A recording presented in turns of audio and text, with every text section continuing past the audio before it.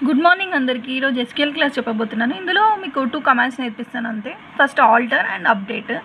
ఇప్పుడు first table ఎలా ఉందో చూద్దాం. ఓన్లీ రోల్ నెంబర్, నేమ్ ఉంది. రోల్ నెంబర్లో 1, నేమ్లో షామిలి ఉంది.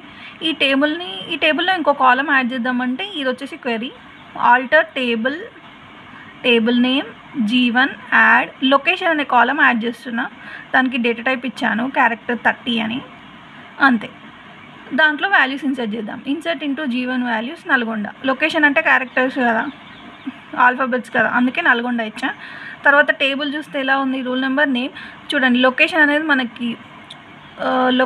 మనకి ఇక్కడ యాడ్ అయిపోయింది. చూడండి కాలం నల్గొండ వచ్చేసింది. తర్వాత నేనేం చేద్దాం అనుకుంటున్నా అంటే నా పేరు బదులుగా శ్రీజ అనే పేరుని అప్డేట్ చేద్దాం అనుకుంటున్నా. Update G1 set name equal to Sreeja where roll number equal to 1. Roll number 1 ఉన్న నేమ్ శ్రీజ అయి ఉండాలి. అప్డేట్ అయిపోయింది. Roll number 1 name Sreeja, location Nalgonda. Thank you.